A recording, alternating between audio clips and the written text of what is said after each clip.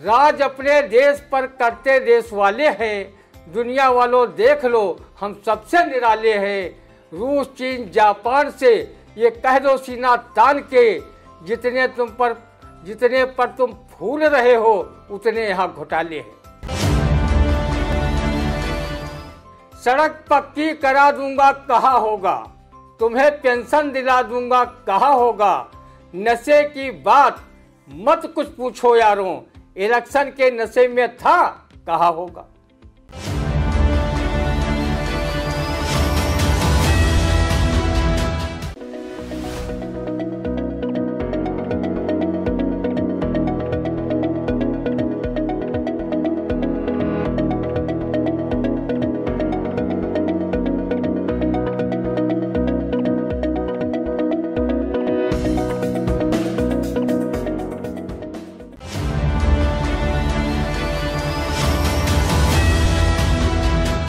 नमस्कार, एक बार फिर आप सभी दर्शकों का हमारे खास कार्यक्रम रंदा में आप सभी का स्वागत है। और हमारे साथ इस वक्त आई इंडिया के स्टूडियो में खास मेहमान मौजूद हैं, वरिष्ठ पत्रकार, कवि एवं रंगकर्मी ज्ञान प्रकाश सिंह प्रतीक जी। तो प्रतीक जी, आपका बहुत बहुत स्वागत है हमारे आई इंडिया के स्टूडियो में। तो रंदा जो है अक्सर आपने सुना चलता रहता है, रंदा किस पे चलता है ये तो आप जान ही गए होंगे। आज पहली खबर जिस पर रंदा की टिप्पणी को जानने के लिए हम बताते हैं कि सीतापुर जिले के ब्लॉक रामपुर मथुरा की 20 ग्राम पंचायतों से 70 लाख के घोटाले का मामला, कमेटी ने तेज की जांच, प्रभारी एडीओ पंचायत व सचिव हटाए गए। इस पर रंदा क्या कहता है, सुनते हैं। इस देश में कुछ भ्रष्ट नेताओं, अधिकारियों, कर्मचारियों के करनी के चलते घोटाले कभी टाले नहीं जा सकते। जब मात्र 20 ग्राम पंचायतों में ग्राम निधि से होने वाले विकास कार्यों के नाम पर धन निकालकर बंदर बांट कर लिया गया, तो पूरे जिले की ग्राम पंचायतों में कितने करोड़ का घोटाला होगा ये तो जांच एजेंसियां या संबंधित अधिकारी ही बता सकते हैं। ये रंदा क्या बताएगा जिसने जीवन में कभी 1 रुपये का गबन घोटाला नहीं किया।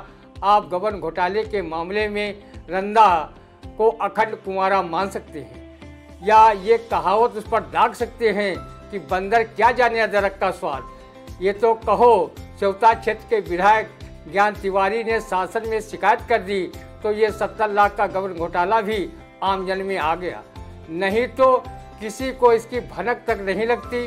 जब प्रभारी एडीओ व सचिव तथा संबंधित कर्मचारी ग्राम विकास निधि बिना हर फटकरी लगाए रंग इतना चोखा कर रहे थे, तो सरकारी योजनाओं का धन संबंधित बड़े अधिकारी गण बिना सांस डकार लिए किस प्रकार डकार रहे होंगे, आप सहज ही अंदाजा लगा सकते हैं। योगी सरकार की भ्रष्टाचार के मामले में जीरो टॉलरेंस की नीति ऐसे अधिकारियों कर्मचारियों के आगे पनाह मांग रही है।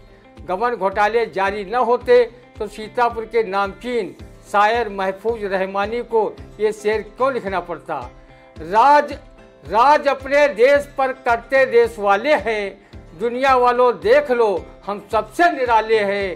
रूस चीन जापान से ये कह दो सीना तान के, जितने पर तुम फूल रहे हो उतने यहाँ घोटाले हैं। तो बिल्कुल रंदे ने कहा कि अभी वो तो घोटाले के मामले में ही कुंवारे हैं।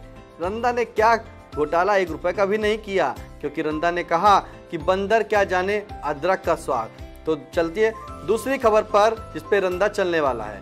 सीतापुर जिले के थाना सदरपुर क्षेत्र के जहांगीराबाद कस्बे में स्थित आदर्श राम स्वरूप इंटर कॉलेज के प्रधानाचार्य राम सिंह वर्मा को गोलियां मारकर गंभीर रूप से घायल कर देने वाला फरार छात्र गुरविंदर सिंह हुआ गिरफ्तार। इस पर क्या कहता है रंदा।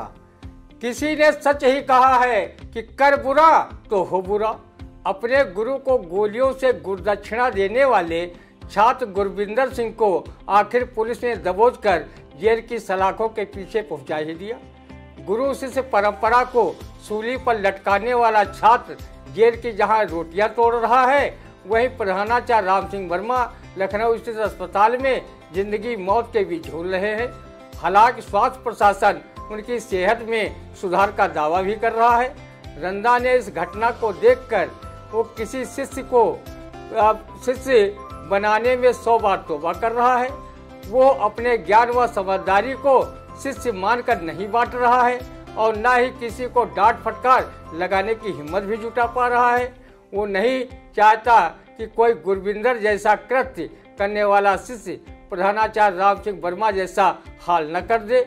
गुरविंदर सिंह ने अपने प्रधानाचार्य पर 3 गोलियां दागकर उनका ऊपर का टिकट काटने में कोई कसर बाकी नहीं छोड़ी थी, पर गोली लगने के बाद भी ईश्वर ने उनकी जान बचा ली। किसी ने सच ही कहा है, जाए बचावे सिरजनहारा, गोली लगे चीप हो जाए। ईश्वर ने उनकी जान बचा ली। रंदा इसके लिए ईश्वर का शुक्रगुजार है। अपने गुरु की जान लेने की कोशिश करने वाले गुरविंदर का भविष्य जहाँ चौपट हो गया, वहीं उसे जेल नसीब हुई। उसे सजा के रूप में अदालत एक दिन फैसला अवश्य सुनाएगी, क्योंकि कहा गया है, जैसी करनी वैसा फल, आज नहीं तो निश्चय कल। बिल्कुल, जैसी करनी वैसा फल, आज नहीं तो निश्चय कल। रंदा कहता है कि ऐसे गुरविंदर जैसे छात्र को रंदा अपना छात्र कभी न मिले, क्योंकि ऐसे अगर छात्र मिलेंगे तो रंदा का आखिर क्या होगा। तीसरी खबर पर ले चलते हैं, जहां सीतापुर जनपद में 1,72,000 लाभार्थियों को नहीं मिला पोषाहार का लाभ। मात्र 6 विकास खंडों में जून माह को हो रहा वितरण। क्या कहता है रंदा, जानते हैं। जिन बच्चों व छात्रों महिलाओं को पोषाहार का लाभ मिला है, वो अपने नसीब पर इतरा कर पोषाहार को अपने गले के नीचे उतारें, और जिन्हें नहीं मिला है वो भी चिंता न करें। वो पोषाहार जिन्हें मिला है और वो उसे खा रहे हैं, तो उन्हें खाते देख नजर मारे, ताकि वो पोषाहार उनको भी न हजम हो और वो उसे हजम करने में हाजमा की गोली ढूंढने पर मजबूर हो जाएं, या फिर आतापी पातापी बड़वा नलम ध्वजम ध्वजम सब हजम हजम का मंत्र पढ़ करके खाएं। पोषाहार को हजम करने की कोशिश में अपनी ऊर्जा व्यय करने में मजबूर हो जाएं। जिले के आंगनवाड़ी केंद्रों पर पोषाहार की इस दशा को देखकर रंदा सिर्फ इतना कह सकता है, जब शासन प्रशासन आंगनबाड़ी केंद्रों पर समय से बच्चों व धात्री महिलाओं को पोषाहार उपलब्ध नहीं करा सकता, तो फिर ऐसी योजना से क्या लाभ। अगर सरकारी योजनाओं का लाभ पात्र व्यक्तियों को समय पर मिल जाए, तो फिर सरकारी योजनाएं ही काहे। बिल्कुल सही, अगर सरकारी योजनाओं का लाभ सभी को समय पर मिल जाए तो वो सरकारी योजना ही क्यों कहलाए। क्योंकि रंदा कहता है कि सरकारी योजनाएं जो हैं वो सिर्फ योजनाओं में दिखती हैं, उसका फल पता नहीं कब मिलता है। तो चलते हैं, आपको ले चलते हैं चौथी खबर, जिसमें जिले के तंबौर क्षेत्र के ग्रामीण फसलें बर्बाद होने से नाराज हैं। आवारा पशुओं को स्कूल में बंद किया गया है, अफसरों के आश्वासन पर माने हैं।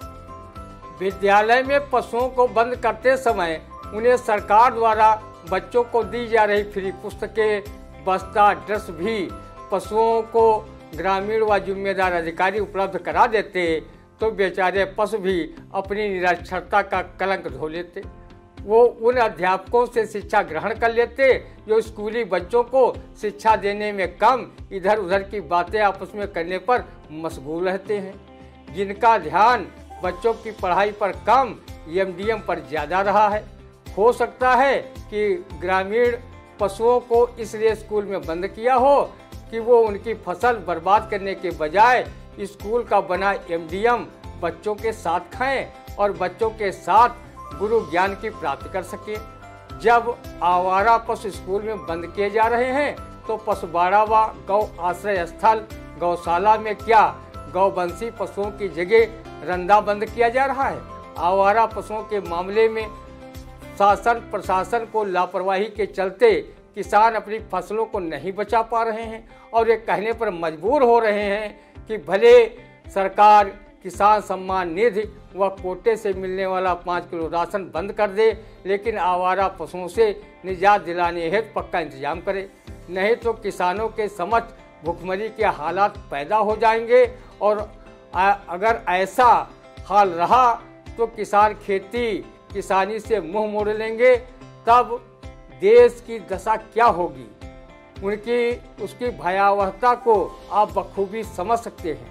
रंदा ने शासन प्रशासन से अपील की है कि आवारा पशुओं से कृषि क्षेत्र को निजात दिलाने का पुख्ता इंतजाम करें, तभी हरित क्रांति की कल्पना को अमली जामा पहनाया जा सकता है। बिल्कुल, रंदा की भी अपील है कि इन आवारा गौवंशों से जल्द ही निजात दिलाए, अन्यथा इन गौवंशों से जो है किसानों को फसलें जो हैं उनकी चौपट हो जाएंगी, और जो फसलें चौपट होंगी तो कैसे अपना देश हरिक्रांति बनेगा। तो ये थी रंदा की टिप्पणी। तो अब ले चलते हैं 5वीं खबर पर। भाजपाइयों ने जयंती पर पंडित दीनदयाल उपाध्याय को किया याद, कार्यकर्ताओं ने जगह जगह किया कार्यक्रमों को आयोजन। क्या कहता है रंदा, सुनते हैं। पंडित दीनदयाल उपाध्याय मानव एकात्मवाद के प्रणेता और अच्छे संस्कारी नेता, कुशल वक्ता तो थे ही, वो मानव केंद्रित योजनाएं संचालित किए जाने के प्रबल हिमायती भी थे। वो गरीबों, असहायों की समस्याओं व पीड़ाओं से वाकिफ थे। इसलिए ऐसे महान नेता की जयंती मनाने का सिर्फ भाजपाइयों तक ही नहीं सीमित रखना चाहिए, बल्कि उनकी जयंती मनाने व उनके जीवन संघर्षों से सीख लेने हेतु जन जन को आगे आना चाहिए। पंडित दीनदयाल उपाध्याय का जीवन संघर्षों से भरा रहा है। वो जनसंघ के संस्थापक, मंत्री तथा बाद में अध्यक्ष भी रहे। अंत्योदय का उनका सपना था कि सरकारी योजनाओं का लाभ पंक्ति में सबसे पीछे खड़े व्यक्ति अर्थात आर्थिक रूप से विपन्न लोगों को प्राथमिकता से मिलना चाहिए। वो पत्रकार भी थे। राष्ट्र धर्म, पांचजन्य जैसे समाचार पत्र पत्रिकाओं में लेखन व संपादन भी किया और अपने विचारों को खुलकर समाज व देश के समक्ष रखा। ऐसे महामानव की जयंती भाजपाइयों तक ही सीमित कर दी जाए तो कष्ट तो होगा ही। भाजपाइयों को पंडित दीनदयाल की हुई रहस्यमयी मृत्यु की जांच की मांग भी करनी चाहिए थी कि आखिर वो मुगल सराय स्टेशन के निकट रेल यार्ड के पास उनका पार्थिव शरीर कैसे पड़ा पाया गया था। आज तक देश उनकी रहस्यमयी मौत की सच्चाई को नहीं जान पाया है। पंडित दीनदयाल उपाध्याय को याद कर इन पंक्तियों से उनकी चित आत्मा को रंदा प्रणाम करता है। कोई पद चिन्हों पर चलता, कोई पद चिन्ह बनाता है, पद चिन्ह बनाने वाला ही दुनिया में पूजा जाता है। बिल्कुल सही कहा रंदा ने कि पद चिन्ह बनाने वाला ही दुनिया में पूजा जाता है। रंदा का भाजपाइयों से सवाल रहा कि पंडित दीनदयाल जी की रहस्यमयी मौत का पर्दा जल्द से जल्द खुले। तो ये थे रंदा की टिप्पणी। और अगली रंदा की खबर, सर्पदंश से सीतापुर जिले के थाना मानपुर क्षेत्र के ग्राम कटरा मजरा गोवर्धनपुर निवासी 55 वर्षीय प्रताप कंजड़ की मौत पर। कहो अधेड़, प्रताप कंजड़ सामान्य व्यक्ति था जो मेहनत मजदूरी कर अपना तथा अपने परिवार का भरण पोषण कर रहा था। उसे काट कर मौत के घाट उतारने वाला सांप अपने आप को 30 मारखा समझ रहा होगा, पर उसकी सेखी व अकड़ तब निकल जाती जब वो प्रताप कंजड़ के बजाय किसी बड़े नेता को डसा होता। कहते हैं कि महाविषधर सांप का जहर नेता के जहर के आगे कुछ भी नहीं है। सांप सिर्फ अपने जहर से 2-4 व्यक्तियों अथवा जानवरों का काम तमाम कर सकता है, किंतु नेता अगर भाषण के रूप में अपना जहर उगलने पर आ जाएं, तो उनके उन्मादी जहर से देश के काफ़ी लोग प्रभावित हो जाएंगे। नेताओं के नफरती भाषण वाले जहर से न जाने कितने निर्दोष लोग दंगों फसादों में जान गंवा देते हैं और नेता उन लाशों पर अपनी सियासी रोटियां सेकते रहते हैं। तभी किसी व्यंग कवि को ये काव्य पंक्तियां कहने पर मजबूर होना पड़ा है। एक सांप ने नेता को डसा, नेता को तो कुछ नहीं हुआ, बेचारा सांप चल बसा। सांप के डसने पर नेता को तो कुछ नहीं हुआ, बेचारा सांप चल बसा। तो ये थी रंदा की टिप्पणी। अब क्या कहते हैं, पूर्व मुख्यमंत्री अखिलेश यादव ने कहा इस 6 माह में योगी सरकार ने सिर्फ वादे किए और पिछले कार्यकाल में जो वादे किए थे वह आज तक पूरे नहीं हुए। इस पर क्या कहते हैं रंदा की टिप्पणी कि रंदा किस तरह से वादों को मानता है। पूर्व मुख्यमंत्री अखिलेश यादव जी, वादे करना पक्ष विपक्ष के नेताओं का सियासी धर्मक्रम है। वोटर को लुभाने व जनता को वादों का झुंझुना पकड़ाने के लिए वादे दर वादे किए जाते हैं। वादा कोई पूरा करने के लिए नहीं किया जाता। सरकार में भी तो लोग लुभावन व रंदा सरीखे लोगों को वोट फसावन वाले वादे किए गए थे। क्या सभी वादे आपकी सरकार ने पूरे कर दिए थे? आपकी ही तर्ज पर वादे दर वादे ये मौजूदा सरकार भी कर रही है। रंदा सरीखे वोटरों के साथ अखिलेश जी आप भी ये फिल्मी तराना जोर जोर से गाइए, शायद योगी सरकार अपना वादा पूरा करने लगे। वादा तेरा वादा, वादे पे तेरे मारा गया, बंदा मैं सीधा साधा, वादा तेरा वादा। अगर वादे पूरे ही होते तो किसी कवि को ये काव्य पंक्तियाँ नहीं लिखनी पड़ती। उसे क्या कोई पागल कुत्ते ने नहीं काटा जो अपनी कविता की तोप सीधे वादा खिलाफी करने वाले नेताओं पर दागता फिरता। सड़क पक्की करा दूंगा कहा होगा, तुम्हें पेंशन दिला दूंगा कहा होगा, नशे की बात मत कुछ पूछो यारों, इलेक्शन के नशे में था कहा होगा। भाई अखिलेश यादव जी, अगर किए गए वादे पूरे ही होते तो किसी व्यंग्य कवि को ये पंक्तियां नहीं कहनी पड़ती। नेताजी से एक पत्रकार ने पूछा, नेताजी आप क्या करते हैं? नेताजी बोले, हम सिर्फ वादा करते हैं और क्षेत्र में काम वो तो दादा करते हैं। पत्रकार बोला, वो काम कुछ ज्यादा करते हैं। नेताजी बोले, अब वो ज्यादा नहीं करेंगे, ये हम आपसे वादा करते हैं। रंदा इसलिए नेताओं के वादों पर ज्यादा विश्वास नहीं रखता क्योंकि उसे इस फिल्म के गाने के भावार्थ पर ज्यादा विश्वास है।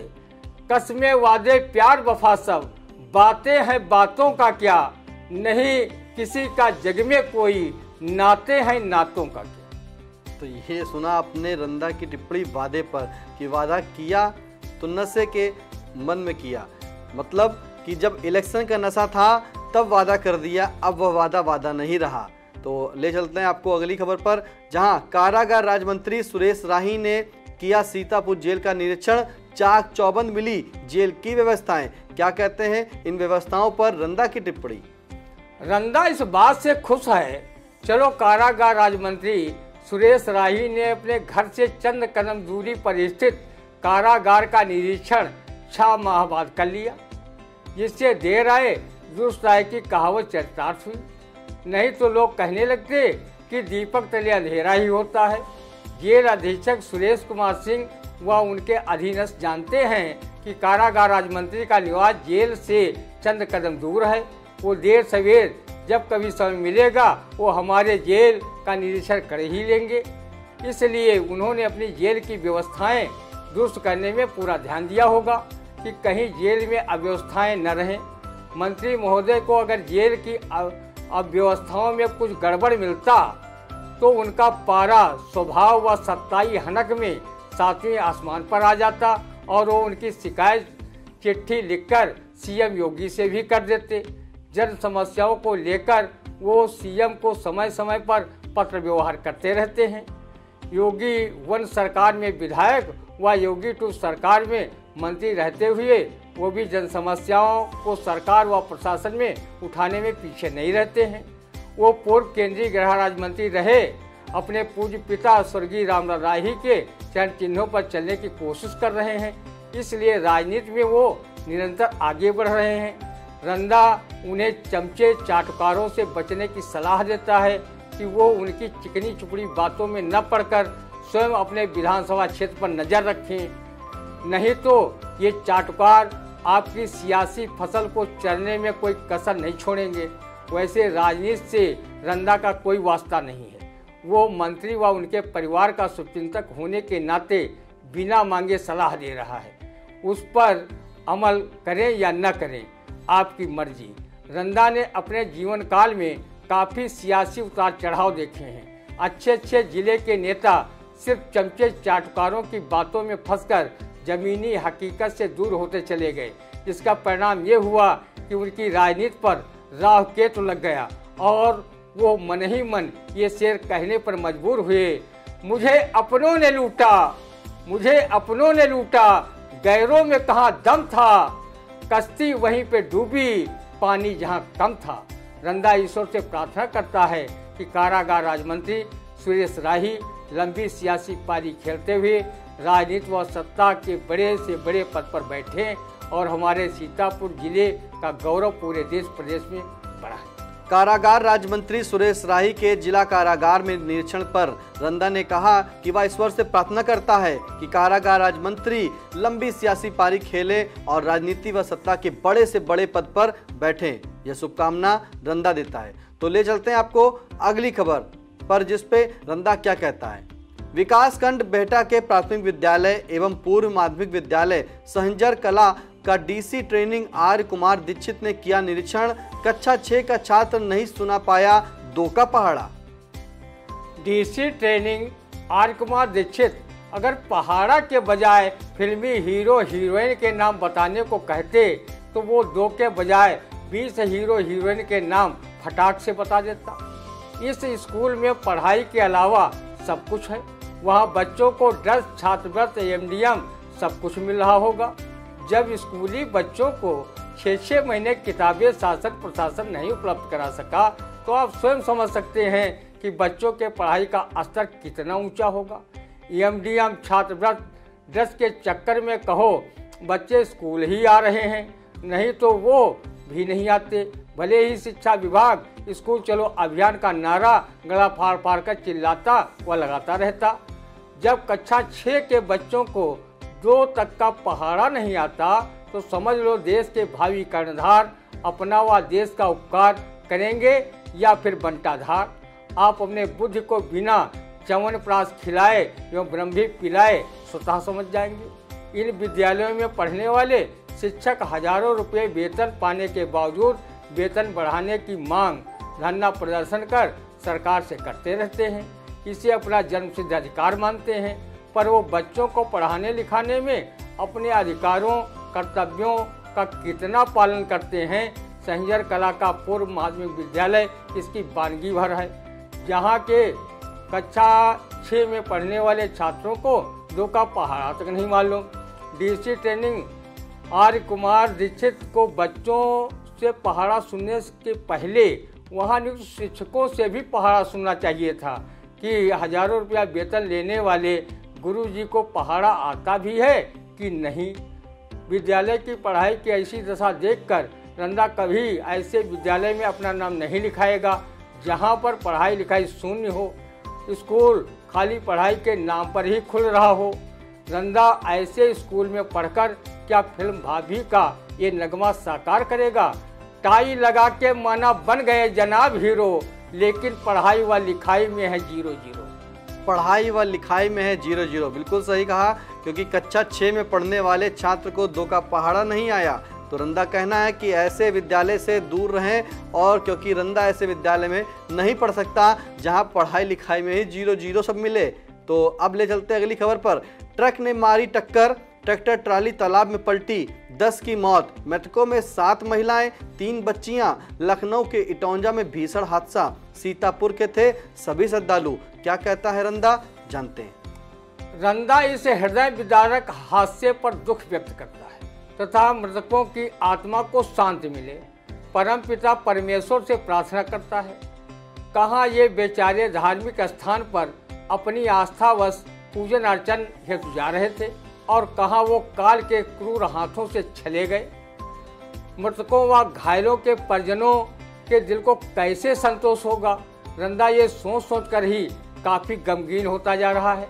जिस गांव में 10-10 एक साथ पहुंचे होंगे वहां का मातमी सन्नाटा छटने का नाम ही नहीं ले रहा होगा। उनके परिजनों का रो रो कर बुरा हाल होगा। उनके ऊपर जो दुखों का पहाड़ टूटा है उसे रंदा अपने शब्दों से बयां नहीं कर सकता। रंदा ईश्वर से मृतकों की आत्मा की शांत व परिजनों को इस असीम दुख को सहन करने की क्षमता प्रदान करने की दुआ करता है कि ईश्वर ऐसा दुख किसी महादुश्मन को भी न दें जैसा दुख मृतकों के परिजनों को दिया है। तो आपने सुना कि रंदा का क्या कहना है। तो अब हम अगले रविवार को आपसे मिलते हैं सुबह 8:30 बजे फिर नए रंदे के साथ। तो अब अगला रंदा कैसा किस पे कहेगा वो जानेंगे। और हाँ, आपसे एक बात कहें कि कमेंट करके जरूर बताएं कि हमारा खास कार्यक्रम रंदा आपको कैसा लगा। तो देखना ना भूलें अगले रविवार सुबह 8:30 बजे रंदा। बहुत बहुत धन्यवाद। नमस्कार।